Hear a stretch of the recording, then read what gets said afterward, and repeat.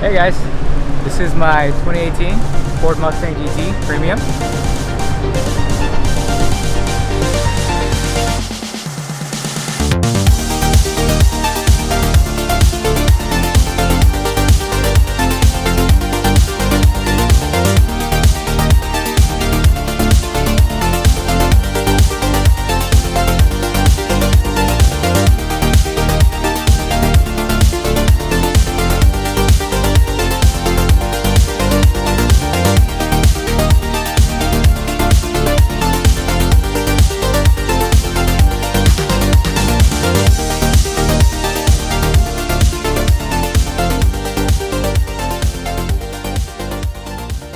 Have you done anything to this car?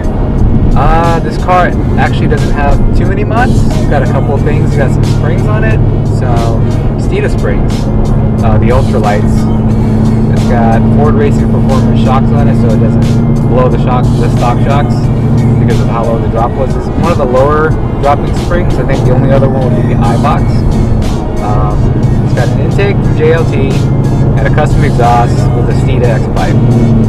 Why did you go with the JLT? Because it was probably one of the bigger ones that required a tune. If you go with like a Roush or one of the smaller intakes, there's really no performance gains on it at all. It's just, you throw it on it to go through. The stock intake is actually better than any of those intakes. So unless you get one that needs a remapping of the mass airflow sensor, there's no point in doing that. I have a flex fuel tune from Lund Racing. It's one of those e-tunes where you buy a device like this, like an N gauge, and you load a tune from Lund or whoever you want to e-tune your car, and they send you a base map based off of what you have. So it's like a little drop-down box, what kind of intake, what kind of exhaust, injectors, diff, like what kind of rear end you have on the car. Yeah, whether like you have the track package. Yeah, the right 315 or the 355, depending on what gears you have, the tune changes. Alright, dude, so is this your first American muscle car? This is my first American muscle car, actually. Okay. I love it. Alright. Would you say that you like it more than an import, or just you're passionate about both? Passionate about both, but for this particular application, I can't think of another two-door Japanese car or import or whatever that would do justice, to a V8. Okay. I mean, the Lexus are too comfortable. This is like raw. Okay. A little bit of unsafe feeling sometimes.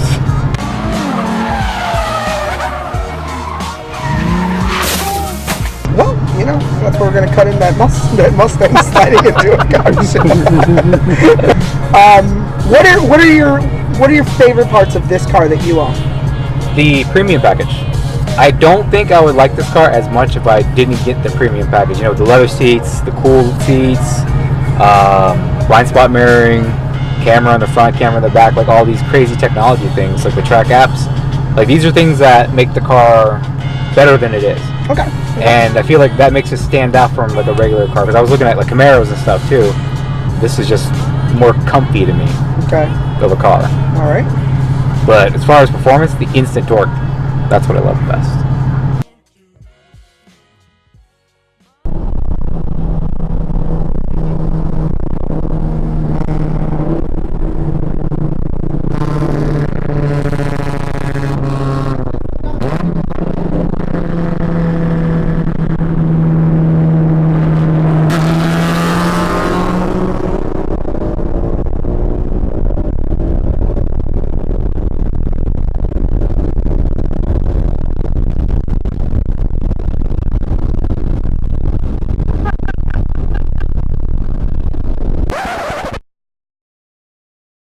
You buy Camaro when you give up on life. I gave up on life around 2011. And I test drove them, and I can see where that statement would come from. It's a good motor attached to not a good car. It's not as I don't think the build quality's there. I had a 2011 Gen 5, and I agree with you. I don't think the build quality's there. Okay, so the automatic is awesome.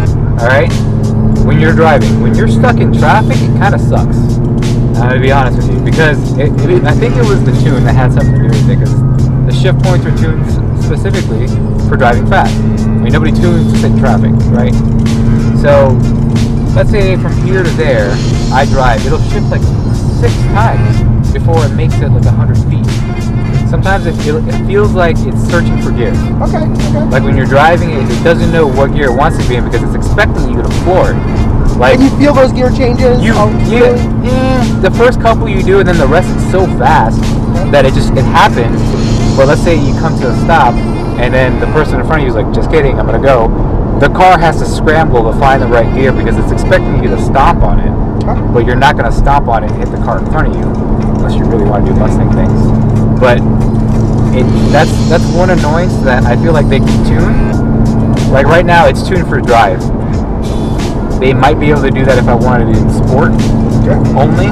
And because when it was stock, driving in traffic was not bad at all. It wasn't like scrambling all the time to find gears. It was also a little bit slower, obviously. But that's probably one of the biggest annoyances I have about it. But it's a double-edged sword because on the other hand, I'm sitting in traffic not worrying about a clutch, not worrying about gears, and I can just go when I want to. Now that you've had an American V8, do you think you'll ever go to a non-American car, you commie bastard? Probably not as my primary fun car. Would I pick up another Japanese project car? Fuck yeah, of course. Alright. But as far as my main, weekend car or my main car of joy, I think I'm gonna stick with the V8s. Alright, so as a like a daily driver, you enjoy this car?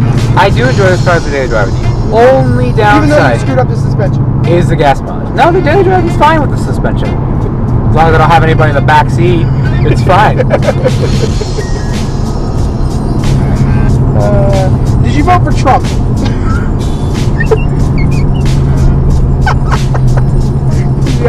To be completely honest with you, when I first saw this car online, I did not like it. I didn't like how the front end had changed from the upwards headlights to the downward looking headlights. Did you hope that Enterprise rental car had a different color? I hope they did, but it was either this or black.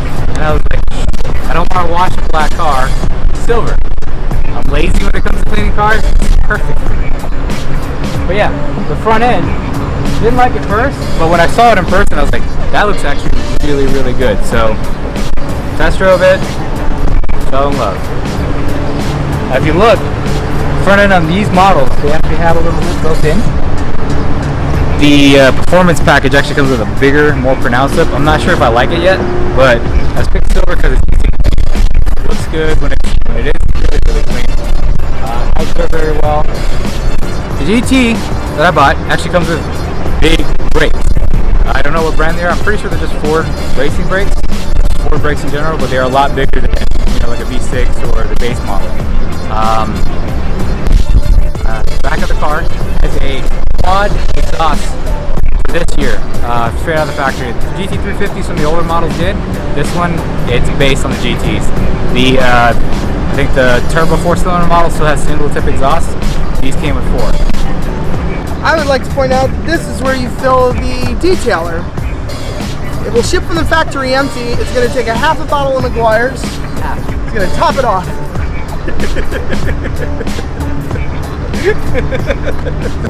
What lesson are you going to teach that guy that life in the next 5 years isn't?